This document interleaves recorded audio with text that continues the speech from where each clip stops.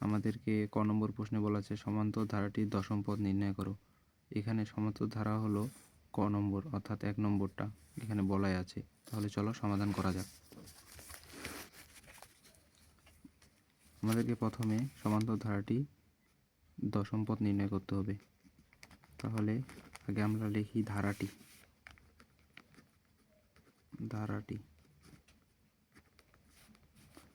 কি 2 + 7 + 12 + 17 এভাবে চলে যায়। আমরা সমান্তর ধারার একটা সূত্র জানি, সেটা কি? আমরা সমান্তর ধারার যে সূত্রটি জানি সেটি হলো সমান্তর ধারার n-তম পদের ক্ষেত্রে আমরা একটা সূত্র ব্যবহার করি, a + n-1 / d। এখানে n কি? n হলো পদ সংখ্যা। তাহলে আমরা যদি সমান্তর ধারার দশম পদ নির্ণয় করতে চাই তাহলে কি ব্যবহার করব? সমান্তর ধারার দশম পদ নির্ণয় করতে গেলে আমরা এখানে n এর বদলে 10 বসাবো।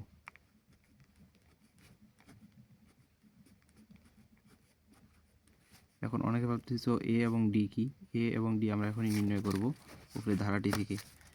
a বলতে বোঝায় কি? a বলতে বোঝায় হলো সমান্তর ধারার প্রথম পদ। এখানে সমান্তর ধারা বলতে এই ধারাটিকে বোঝানো হয়েছে এবং প্রথম পদ এখানে হচ্ছে 2। তাহলে a এর মান কত হবে? a এর মান হবে 2। এর মান হবে 2 এবং এখানে d এর মান কত হবে? d এর মান হবে হলো পরবর্তী এবং পূর্ববর্তী যে সংখ্যাটি রয়েছে তার বিয়োগফল, অর্থাৎ 7 - 2 এর বিয়োগফল হবে হচ্ছে d এর মান, যেটাকে আমরা অন্তর বলি। 10 - 1 d। তাহলে 7 থেকে যদি 2 বিয়োগ করা হয় থাকে কত? থাকে হলো 5। 5 বসাই দিলাম। এটা এখন ক্যালকুলেশন করি। 2 + 10 10 থেকে যদি 1 বিয়োগ যায় 9, 5 × 9 2 + 5 × 9 45,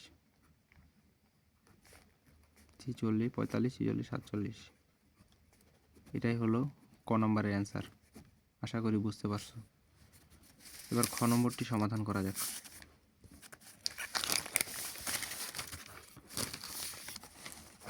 খ নম্বর প্রশ্নটা একটু দেখো, লক্ষ্য করো ভালো মতো।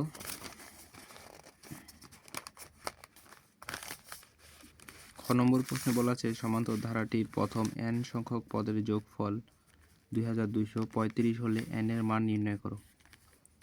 অর্থাৎ সমান্তর ধারার n সংখ্যক পদের যোগফল দেওয়া আছে এখানে এবং n এর মান নির্ণয় করতে বলছে। তাহলে চলো নির্ণয় করি। আগে আমাদেরকে একটা জিনিস লক্ষ্য করতে হবে, আগে আমরা সমান্তর ধারাটা এখানে লিখি। 2 + 7 + 12 + 17। আমরা একটা সূত্র জানি, সমান্তর ধারার n সংখ্যক পদের সমষ্টির সূত্রটা কি? সমান্তর ধারার n সংখ্যক পদের সমষ্টির সূত্র হলো Sn = n / 2 2a + n-1 কত? d। এটা হলো সমান্তর ধারার n সংখ্যক পদের সমষ্টি। এখানে a তো জানো, a কি? a হলো সমান্তর ধারা প্রথম পদ। সমান্তর ধারা প্রথম পদ কি? এখানে 2। তাহলে a এর মান 2। d এর মান কত হবে? d এর মান হবে পরবর্তী এবং পূর্ববর্তী ধারাটির সংখ্যার বিয়োগফল।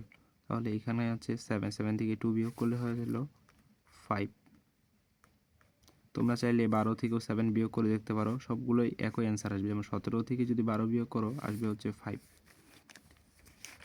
এবং আমাদেরকে এখানে উদ্দীপকে Sn এর মানটা দেওয়া আছে, অর্থাৎ সমান্তর ধারার মোট যোগফলে যে সংখ্যাটি এখানে দেওয়া আছে n সংখ্যক পদের যোগফলের সমষ্টি 2235, অর্থাৎ 2235। Sn এর মান তাহলে 2235। এখানে আমাদের এই তিনটি মান দেওয়া আছে, আমাদেরকে নির্ণয় করতে হবে হচ্ছে এখান থেকে n এর মান নির্ণয় করতে হবে। n = what? তাহলে চলো n এর মান নির্ণয় করি। তাহলে আমরা এখানে আগে Sn এর মানটা বসাই দিই। Snটাকে আমরা যদি ওই পাশে নিয়ে যাই, আচ্ছা থাক, এখানে থাক। Sn এর মানটা বসাই দিই। Sn এর মান 2235 n / 2 n/2 2a এর মান কত? 2। তাহলে 2 আর a যদি 2 হয় 2 গুণ করলে আসে 4। এখানে ডাইরেক্ট বসাই দিলাম 4 + n মাইনাস ওয়ান। আমাদেরকে যেহেতু n এর মান বের করতে হবে, তাহলে আমরা তো n এর মান জানি না, তাহলে ডিটা n এর সাথে গুণ করে দিই। এখানে ডি এর মান 5, তাহলে 5 আর n গুণ করলে আসে হলো 5n মাইনাস ডি এর মান যেহেতু 5 মাইনাস এখানে থাকলো 5 আর 1 গুণ করলে আসে হচ্ছে 5। আশা করি বুঝতে পারছো। এটা ব্র্যাকেট হবে, বা যেহেতু n এর মান বের করব, তাহলে আমরা এখানে যে 2টা আছে এটা এদিকে পাঠা দিয়ে গুণ করে দিই। তাহলে এখানে থাকে হলো 2 2 3 5 ইকুয়াল টু n, এখানে 4 মাইনাস 5, তাহলে কত আসে মাইনাস 1, 5n মাইনাস 1। তাহলে এখানে আমরা এটা গুণ করে দিই, 5n আর n গুণ করলে আসলে 5n square, 2 2 3 5 equal to 5n square, আর n আর মাইনাস 1 গুণ করলে আসে হলো মাইনাস n। এখন আমরা এটাকে এপাশে লিখি, এটা এপাশে লিখি, বা এইভাবে লিখতে পারি, এটা এইদিকে প্লাস আছে, এটা ওইদিকে গেলে মাইনাস হয়ে যাবে। তাহলে এখানে দিতে পারি 5n স্কোয়ার মাইনাস n, এটা প্লাস এদিকে গেলে মাইনাস 2 2 3 5 ইকুয়াল টু 0। এখন আমরা এখানে মিডিল টার্ম করব। মিডিল টার্ম করার ক্ষেত্রে আমাদেরকে কি জিনিসটি লক্ষ্য রাখতে লাগবে, যে যোগ বিয়োগ করলে যেন মিডিলের সংখ্যাটি আসে, এবং গুণ করলে যেন প্রথম সংখ্যা এবং শেষ সংখ্যার গুণফলের সমান হয়। তাহলে এখানে n আনতে গেলে আমাদেরকে কি করতে হবে, 150 দ্বারা গুণ করতে হবে, 150n প্লাস 149n। কাটাকাটি করলে n আসে, গুণ করলে প্রথম শেষের সংখ্যা এবং প্রথম সংখ্যার গুণফলের সমান হয়। 2 2 3 5 ইকুয়াল টু 0। এখন আমরা এখান থেকে কি কমন নিতে পারি, এখান থেকে কমন নিতে পারি 5n। এখানে কি কমন নিতে পারি, n মাইনাস 30, যেহেতু 5 কমন নিছি, সেক্ষেত্রে এখানে হবে 149, আর এখানে হবে কি n মাইনাস 13 ইকুয়াল টু 0। তাহলে এখানে হবে হলো হয় 5n প্লাস 149 ইকুয়াল টু 0। তাহলে এখান থেকে n এর মানটা বের করি, 5n, তাহলে এখানে 5n ইকুয়াল টু মাইনাস 149, অতএব n equal to minus 149 divided 5। এখানে তোমরা সাইড নোটে লিখে দিবা, পদ সংখ্যা কখনো ঋণাত্মক হতে পারে না, তাই n এর মান ঋণাত্মক হবে না। এবার আমরা অপরটি নির্ণয় করি, অথবা n মাইনাস 3